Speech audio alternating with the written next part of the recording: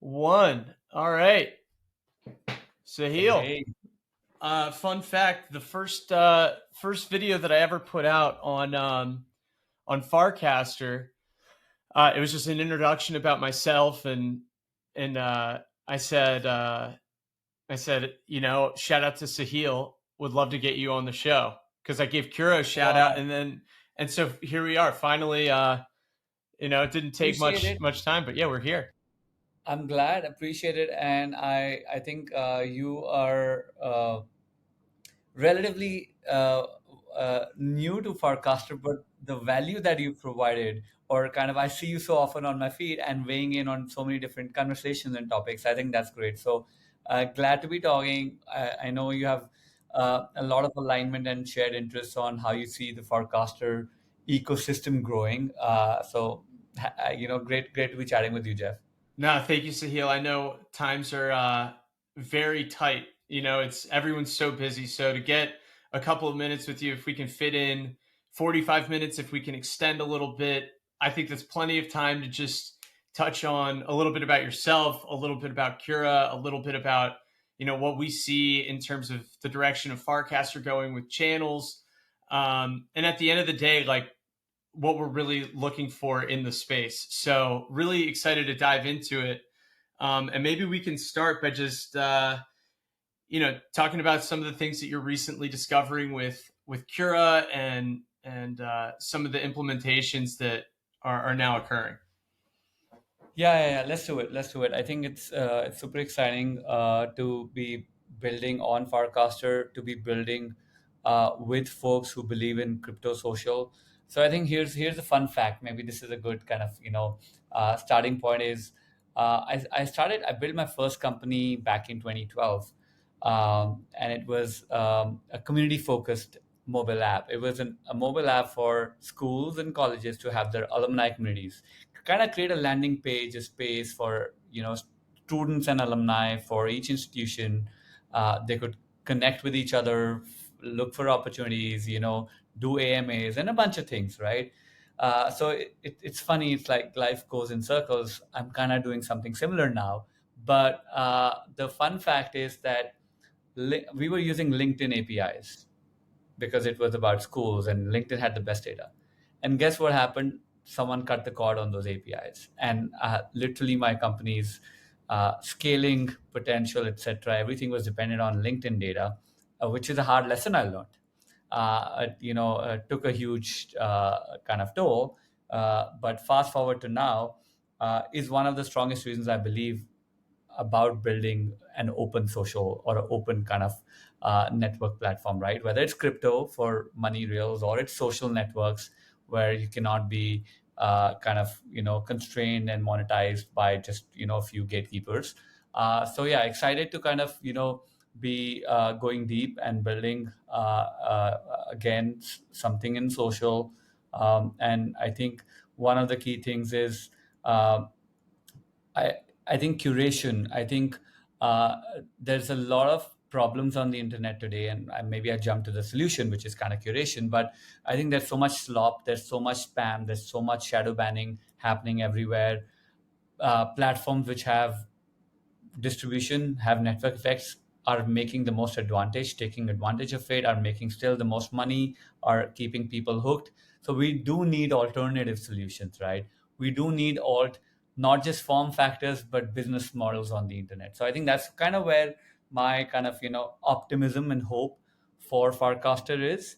And one of the ways to kind of take a stab at it is to try and build a net new kind of experience for folks now with the Farcaster app. You can see it's like, hey, you can come for an all-in platform. You can build many apps. You can transact on the feed. I think that's a great kind of new design space.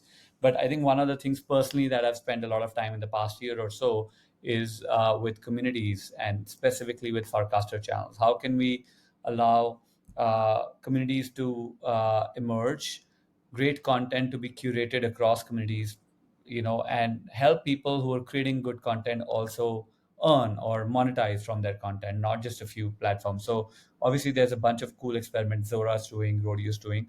So we're building Cura now. which is kind of giving supercharging communities or a communities first approach, not an algo first approach, but a Right. communities first. Communities should be the algo. That's kind of the whole idea of curation, right? So yeah, excited about that. That's kind of the top of mind thing for us in the past few days. Obviously, it uses OpenRank, this which is kind of the underlying infrastructure that we've built over the past couple of years or more, and we're now trying to go and dog food that infra and build at the app layer. We were really an infra company or platform in the past few years. We still have that, but we're now building apps on top. So yeah, that's just a bit of context, loosely held.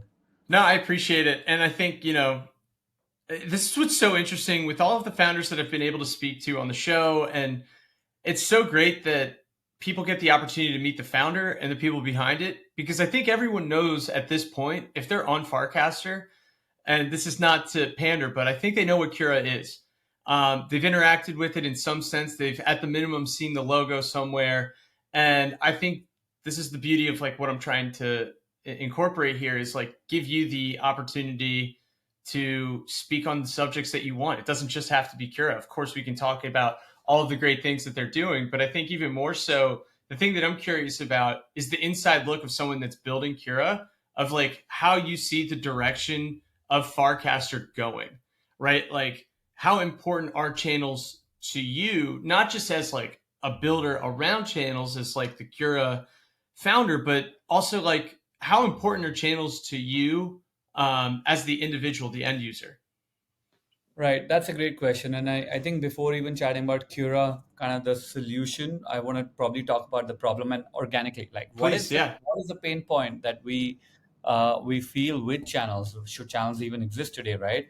And I think one of the things, just going back in time when channels did get started, there's a lot of excitement, and I think the excitement was for people to find their own kind of interests in topics and find cool people who also share the same interest in topic and find great content, right? Really couple of things which was exciting, like, hey, I could go and join the football channel. I personally am, I like soccer or football, and I joined the football channel and maybe the food channel. I'm a foodie at heart. A lot of people on Farcaster, when I'm posting about crypto or meta, they don't know about me as a foodie, right? But I would go and be that my foodie version in that channel, right? Even though I posted a couple of times, but I was lurking on the food channel. I was seeing what are people posting. So that was kind of fun. So it gave a little bit of a Reddit kind of vibe, right? You can lurk, you can find your interesting kind of topics and areas, and it was fun. It was nice.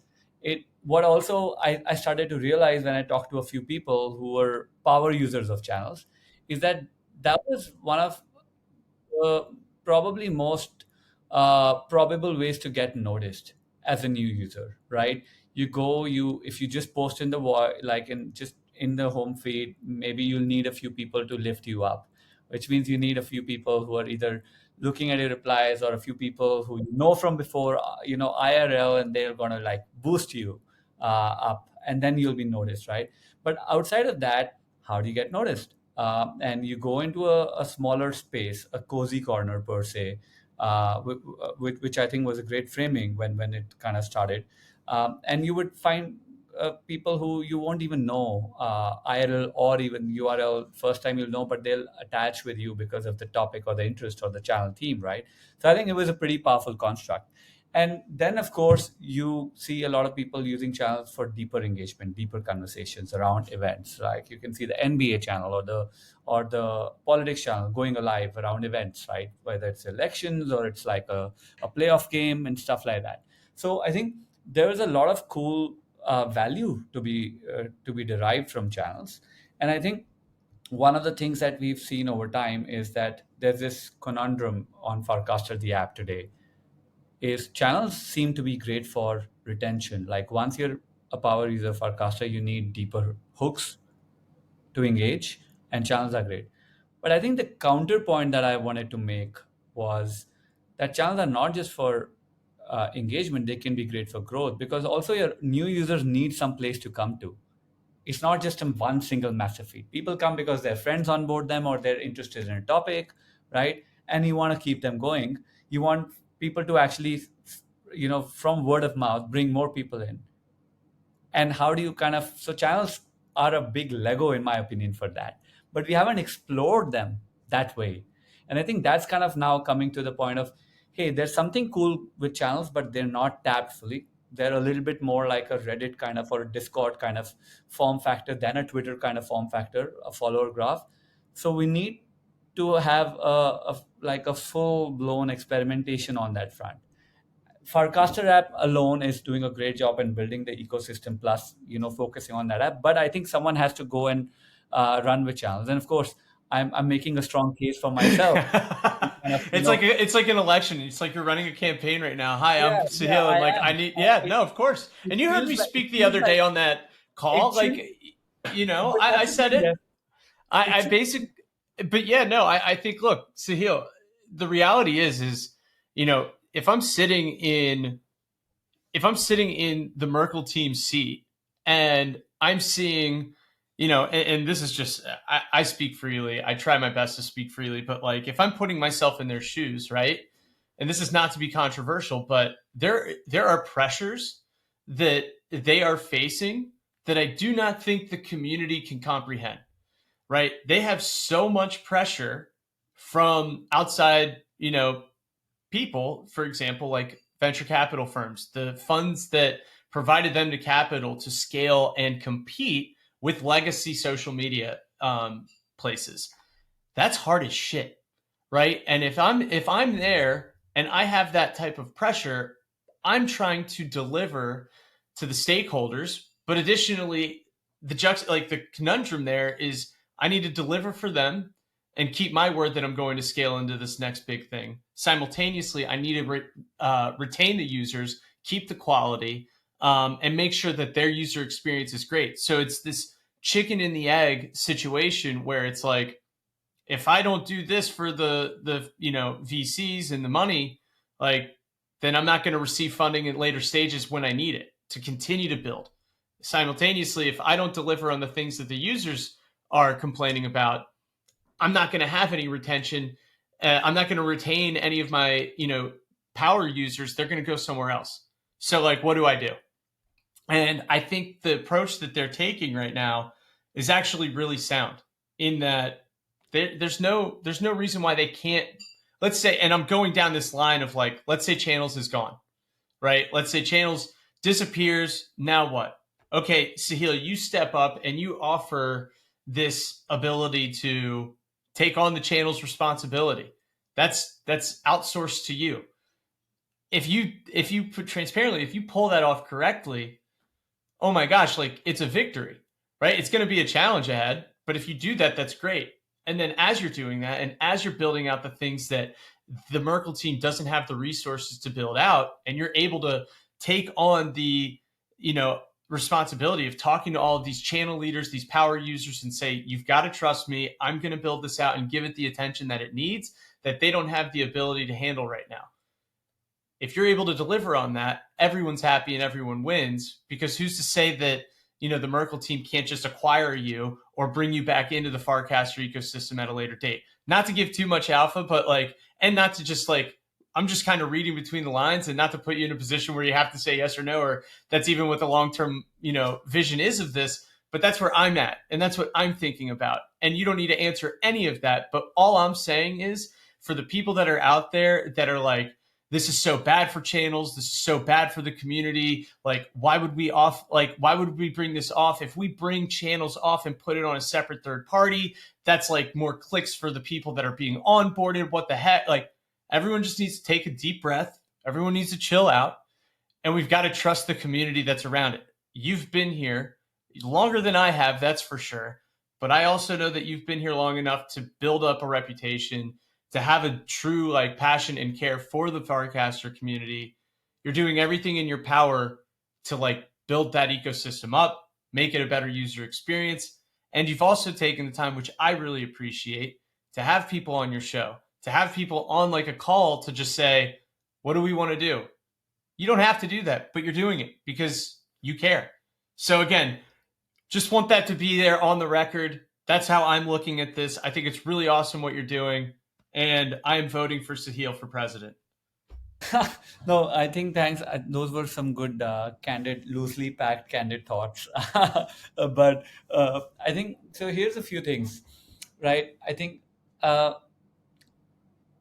you got to give credit where it's as a part of the ecosystem, right? I think one thing which is definitely true is that Merkel's built a good protocol. I'm not talking just about the Farcaster app. I'm Of actually talking course. about the protocol, right? If I were to build a new social app, I would want to see, hey, which is a credibly neutral, developer-friendly, open protocol, and I think Farcaster protocol is great. That's why we're still building here, right? I also think that to your point of pressure and focus and prioritization is true, and I think it's visible that you have to prioritize to succeed. But also, I think that that is exactly the reason that Merkel should prioritize the Farcaster app, whatever's best for that, remove whatever's not adding to making that grow or become And to successful. clarify, sorry to cut you off, Sahil, but to clarify priorities here, because I don't think I did, Dan has been pretty outspoken about prioritizing daily active users, getting new users. That's the goal. Like, how do we scale that massively? And to his logic and his thought process here, Channels is not doing that to drive user growth. Okay, so I can't allocate resources to something that isn't working well. So that is being potentially offshored. I just wanted to And clarify I that. actually think Smart. that's a great idea. I think that's But he's a smart because founder, he's a business person. I also don't see Farcaster app succeeding scaling as like managing channels and mini apps and the Yeah. Twitter form factor, right? That's just too many things to focus on. So I think it's actually smart to say, hey, channels are not priority for the Farcaster app. Hence, let's figure out how we can enshrine some minimal version of channels so that any third party developer can go, or many third party developers can go and build around that primitive, right? And I think that with that you kill two birds with one stone. A, you get to focus on whatever you have to. B, someone else is actually trying to do something about it. There's third party innovation happening. And guess what? Everyone has a shared goal: increase the DAUs on the Farcaster protocol. Everyone who's using channels should have an FID. I want hundreds of thousands of daily active users in the near term coming for communities, coming for channels to Farcaster without knowing that they have to enter Farcaster or Coinbase wallet, or they just have a landing page for their own community, right? And I think that is kind of the shared goal for all of us. And all of us are taking stabs from different form factors or different kind of value propositions for end users, and that's great. So I think, and we are fully focused on communities or channels, right? So we can do probably justice to that. Hopefully, give it a good shot. Farcaster can give a shot of making sure the Hero app, the Farcaster app, is doing great on the protocol. There's buzzing mini app developer ecosystem, and that's fine. So I think that's my kind of my interpretation of Dan when he says, "Hey, Charles." I see two sides of the coin. One is I see the frustration of the channel builder, a channel mod, a channel user who's like, "Hey, our channel's going away. We spend so much time." And then on the other side, I think on the other point of view, it's actually breaking them free to go and actually do much more than what can be done on the real estate today on Farcaster apps, or even the protocol, right? So I think it's all kind of we're right now somewhere in the weeds trying to make sense of it and figure it and unpack this. And hopefully my hope and goal is that if we can figure that out, then we can really support communities and channels. And I think it's almost for my optimistic thinking here is that on Farcaster protocol you can have a Twitter like form factor, you can have a super app like form factor, you can have a Reddit like form factor, you can have an Instagram like form factor on Farcaster protocol. And I think if you can use your username at Sahil or F name across Twitter, across Insta, across Reddit, have a shared graph Use the on the social graph. protocol. We need other apps that are being built on the social graph, in my humble opinion. And if we have integration that is seamless, again, at the end of the day, what is the goal here, for me at least? And I think it's aligned with you. My goal is to bring people on chain in a very like effective, self-sovereign, like all of the values that blockchain offers an individual. That's what I want. And I think what Dan has built and V has built and the whole Merkle team has built are building is a safe haven almost. Like they have the ability of building, like this protocol can really exist as exactly what you described. You have your FID. If we get end users and we all agree that this protocol is the one that is going to host and bring people on chain, then we should be open to the idea of having these apps that are being built on the Farcaster protocol, right? That to me, they're doing it in a secure way. They're doing things so far the right way. Why not allow for other people to venture out? And it's almost like, if Cura is able to adopt the chain, not to get ahead of myself here, Sahil, or put you on the spot, but if Cura is able to adopt this, you could be like a catalyst of really building out this successful app built on like that a lot of users are going to be adopting right away. You could be pioneering a lot for this, like, where's the next protocol, or excuse me, the next app that's being built that's just as successful as that, right? So long-winded, maybe stupid, but that's just how I'm seeing this as a net positive for the No, we community. have to. You're right, and your articulation is very aligned with how I see it too. Of course, there's a long way to go. Of course, there's a lot of experimentation as a part of the process to get there. But I think those are constants. Like you have to bake in for iteration, you have to bake in for trying different things, and I think that's what we're all here for as builders. It's a high density of builders in any other crypto ecosystem. I'm talking like forecasters. So I think we'll get it right. We just have to kind of, and I think this is kind of the only critical piece which I know Dan and Varun hear a lot and think about is, even though they've made a good protocol, even though there's a full focus, a very kind of product pragmatic team trying to get users and DAUs, but the setting other developers free for innovation means you have to manage protocol too, and making sure there's developers can kind of get what they need, and not just mini apps, but the lower level kind of design surface of building alt apps on top of Farcaster protocol. I think that can also, it's like for them they have optionality of other people trying to figure out how to get users onto a protocol, and Coinbase is already a great example, right? Coinbase base wallet is a huge commitment. I think we're moving in that direction. So I think that's the only probably feedback as a developer building in the ecosystem for a while, that we kind of prioritize and unblock some of that.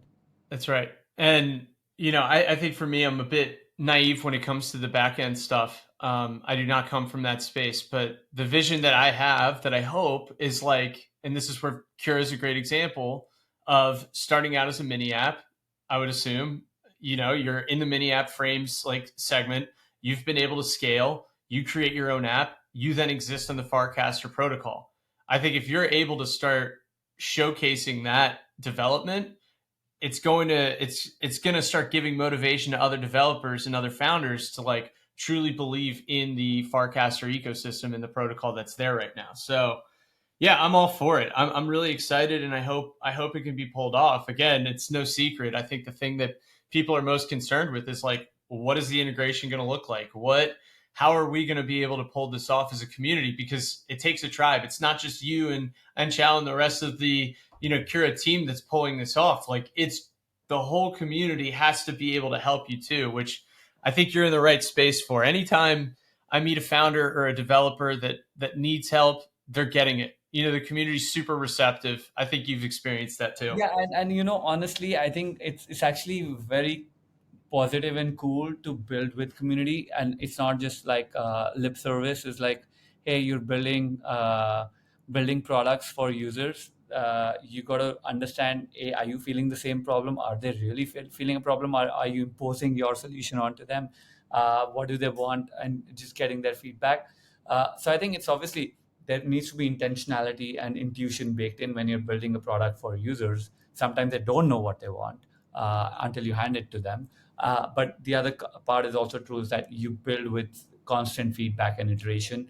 Without community, we can't. I mean, the fact that Cura today as a mini app exists only because we built Cura as a channel moderation management tool back in the automod days, right? And we were helping a few channels to manage uh, who can get into the channel, who is spam, how to invite people, right, when the channel changes happen. And then we suddenly started working with 200-300 channel mods, and we realized, okay, this is the pain point. They want to know how to hide or report people if there's posting slop. They want to probably also reward people every week, just like you have the broadcast rewards leaderboard. Some of the channel owners were actually pretty pioneering and said, hey, I want to actually see who are the top casters in my channel, and I want to reward them some of my hyper subscription revenue. Great, makes sense. It's like a, hey, now you have the tool, you have hyper sub, you can monetize people, you can monetize the content that great people, and attribute and reward people who actually are casters. How do you figure all of these things in a no code fashion, right? And kind of like, hey, this is kind of cool. And then you're like, hey, I also want to see the top cast of my channel. Like if I want to bring someone onto for cast, I want to show what books is about. Let me show the top cast in the last 7 days, right? And let me show it off. And then if people like it, they'll join the channel. People won't join because they just see the most recent casts on the channel, right? They won't have any context and stuff like that. So I think all of these things came from community, people who were using this stuff. And we're like, okay, tell us more. Or like, hey, we're seeing the shape and form of how you use this. How can we kind of build a product around it? So I think that is how you have to build products today, where you kind of really get quick feedback loops, and you're iterating faster than your internal brainstorm meetings. This is really insightful for a number of reasons, but I think the coolest takeaway that I just got from that is the fact that you're building it with the community members in mind, right? Like being thoughtful and intentional about what they need and iterating it with them side by side. That's why I think Cura is finding a lot of success is you're taking that into account. You're not being stubborn. You're not saying my way. You're literally like, give me feedback. And I think that's one thing that's so important for any founder that's out there right now is like, are you coachable? Are you willing to like be a founder that opens themselves up to criticism? And when it's received, are you actually implementing off of that and improving what you're building and not taking it personally, but rather take it as a compliment. Like, hey, this sucks. I don't like this. It's sometimes really crappy to hear it. It may not be delivered in the best way, but ultimately they're doing it because they care, right? Your community, if they're giving you critical feedback to improve and it doesn't make you feel good because you messed up, they're doing it because they care. So I think that's awesome that you have that in mind with what you've been building. And that's going to be so important as like this entire community is going into this new, unknown of what's going to happen with channels. So as a channel owner, as someone that is still exploring, because I've only been here for 2 months, I still need to figure out how to Right. use Cura. Like that's partially why I really wanted to talk to you today is figuring out how Startup Radar can better moderate, can better reward, can do all of the things that people are doing right now with Cura. And as you know, like as I was saying before the call even started, I got like 3 different things on my plate that are full time. And it's like how can I compartmentalize? But also a benefit of Cura is like it's no code. It's not like I need to go in the back end and do anything. I just needed to get on a call with you and be like, hey, what can I do to improve this? Like, is there anything that you've seen? Are there just general things that that channel owners like need? Like those are things. So yeah, like if we could talk about that for a second of just like how it doesn't even need to just apply to Startup Radar, but just channel owners in general. Yeah, Okay. so maybe I can give you a quick kind of overview or a one-on-one on Cura, right? And I think fire away any questions that you may have. So there's like two kind of personas to think about. One persona is for a community builder, a channel mod. You need a bunch of things to make sure that you can manage your community, you can curate your community.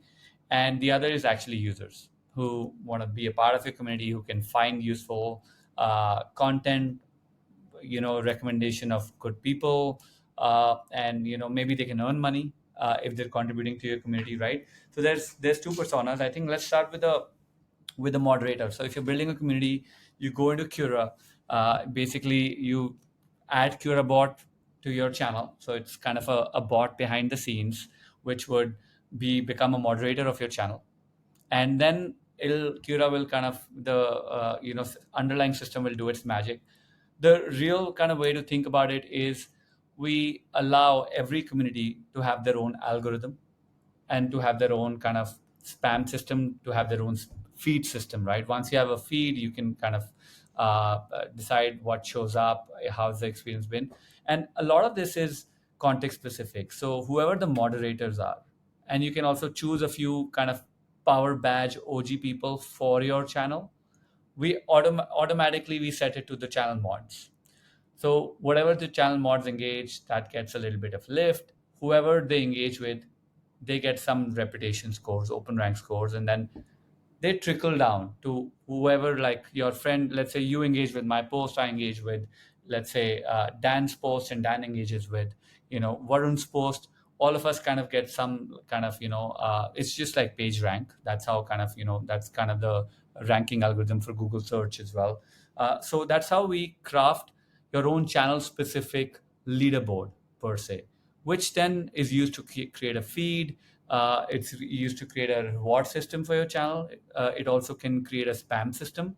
So I'm just kind of in simple ways describing kind of the underlying backend for each community, right? But as a mod, you actually don't have to worry about any of this. By default, you're a mod. You based on what you engage with or all the mods you add, you start seeing casts in the there's a bunch of feeds. There's a hot feed, there's a top feed. If you spend time on Reddit, it's really like Reddit: hot, top in the last 7 days, top post in the last 30 days, and new, right? And new, so that as a mod, you can go and see new posts from people who are actually joined the channel recently. Maybe they need a boost, they need to be visible. You go and welcome them, you can reward them, you can tip them for a thoughtful cast, and then suddenly, because you engage with them, they'll start showing up in the leaderboard. So Question, it Sahil. really gives. Yeah. Um, is your API offered in apps? So not just like, on channels, but can the CuraBot work within mini apps? Is it able to work outside of Farcaster, or is Cura currently only able to work with channels? It's a great question. So we have a few APIs. So Cura uses OpenRank under the hood. We have OpenRank, channel specific ranking, and channel specific feed APIs out there for a third party app to use. Cura uses the same plus adds a bit more extra on top of that, which is only available in Cura, right? Got it. But your channel specific feeds, channel specific rankings are all available via OpenRank. Understood. So yeah. So I think one of the ways to kind of make mod successful is to be able to help them discover who are new users, what is great content, so that you can tip, you can welcome people, you can then suddenly create a more tight kind of cozy corner per se, and you have like a vantage point of who are the top posters, how many casts are happening. So a lot of channel metrics as well you get exposed to. You can mark people as spam. You can unmark people for if they were previously marked as spam. You don't have to wait for a central algo to do that. Of course, we want to make your life easy, so you already have a lot of automatic, spam detection done by OpenRank under the hood, which is based on your own leaderboard, your own moderation system, right? So you don't have to say, "Hey, am I being shadow banned?" No, you control it, right? You control it, but in a kind of not manual way. I think we also learned that people who want to build communities don't want manual 5 hours every day on going through like thousands of posts, marking people, listening to people actually say, "Hey, why did you mark me as spam?" So a few kind of automations here and there kind of make your life easy, and you can do all of that 5 hours work in hopefully 10-20 minutes every day if you want to really build a community, an active cozy corner. So there's a bunch of this, and I think one of the things that or rather two things which have really gotten a lot of early excitement is one, a leaderboard for every channel, where you figure out who are the top people and you can go and tip them, you can reward them, you can set up a recurring reward system for people who are top casters in your leaderboard. Pretty much what Warpcast or Farcaster app is doing with the rewards system, every week rewarding top casters. You can have that whole entire system for your own channel, and we've seen a bunch of channels actually starting to use that. And I think that the other thing is, as a channel mod or a community builder, you can directly reach out to your community, people who have the Cura app for your channel. and they are following your channel, you can send them notifications. Notifications are the strongest engagement or retention hooks for any social app, right? So imagine you had Startup Radar and you were doing an event in New York City, and you had a bunch of people who are on your channel who maybe are in New York City. You can just send a notification to all your channel folks and say, hey folks, I'm doing this event, this is the cast detail, etc., it's time sensitive, show up, RSVP. You can post that on Farcaster, you can pin that, but how often, how many times, and you can only pin one post, right? So there's a lot of like app specific things, but now as a moderator you want direct relationship with your community, so notifications directly for a mod to their community are great. It's like announcements on a Discord or a on a Telegram group chat, but now like they're landing as a push notification. That's great versus it being pinned. So I think there's a couple of these kind of power tooling kind of features for community builders which are useful. And on the just very quickly on the user side, it's like you want to find the best content around food, you want to find the best content around Farcaster in the Farcaster channel.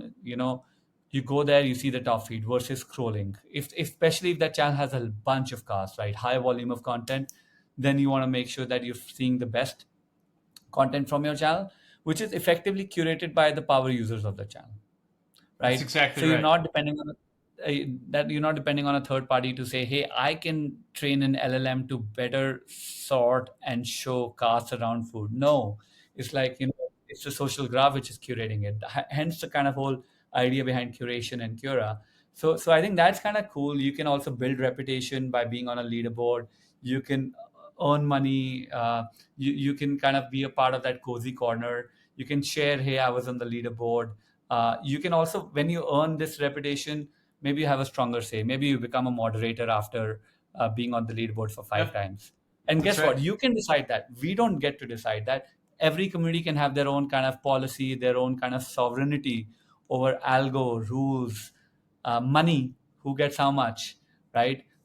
Without having to depend on any third party. So yeah, I think that's kind of a little bit about how Cura's taking shape. It's still early. We're still kind of experimenting with some of these features, but at least that's a direction that we want to go How in. long has OpenRank and Cura been around? When did you start it? So I started OpenRank, bootstrapped it 3 years ago. Like I think more or less 2.5 years I've been building OpenRank. Cura is almost a year now, but not Cura the app, the tool, the community tool. Cura the app is 2 months old. So we're only like 8 weeks in You launched it with kind literally of this right when I entire. onboarded. Right when I was onboarded to Farcaster, I saw Cura as an app. So yeah, it's Yeah, crazy. yeah. If We've been like bullish. I think we've been bullish on channels for a while, but only in this Feb or March of the earlier this year, we were like, guess what? We have to build a consumer experience around it. It can't just be a tool. We have to give people and not let people expect everything from the Farcaster app to be done right for channels. I think it demands a certain different set of real estate. So let's build that. Let's start as a mini app. We already have a mobile and a web app also, and that's kind of how a lot of the power features will kind of start with a mini app, and then people can spend more time on their own kind of web or mobile experience. So that's kind of where we want to go, and then hopefully once we have a permissionless onboarding of new users, new channels, you can just onboard people directly to startupradar.eth, for example, or and it's a dedicated space on Cura. People can kind of treat it like a subreddit or a Discord server. So yeah, that's kind of where we want to go in the near term. Love it. No, this is awesome. Sahil, it looks like we're coming up on that time frame. I want to be respectful of your schedule. But yeah, is there anything coming up? Do you have any events, any webinars, anything going on that we can shout out for people to look out for? Yeah, I mean, if you care about channel, you're running a channel, do join us. We do a bi-weekly, channels community call. So the next one is coming up a week from now, next Wednesday, 10 a.m. Pacific. What day is Join that? us. Because right now we're recording and it's Wednesday, June 18th is when we're That's right. recording. So I So got to make it's sure going to we be, launch it. yes, it's going to be 25th of June, and then every 2 weeks, thereon, 10 a.m. Pacific time. join in. I think Jeff, you were there for the last one. It was great. You had some great inputs as well. So yeah, that's kind of where you find us. And then try out Cura, give us feedback if you care about channels. And yeah, that's pretty much it. Thanks for having me, Jeff. This was a fun Sahil, you're time. the best. No, I appreciate it. Best of luck with everything with Cura and channels and whatever happens. You have my full support. Thank you. Appreciate it. All Awesome. right, have a good All one. right, See ya. cheers. Bye.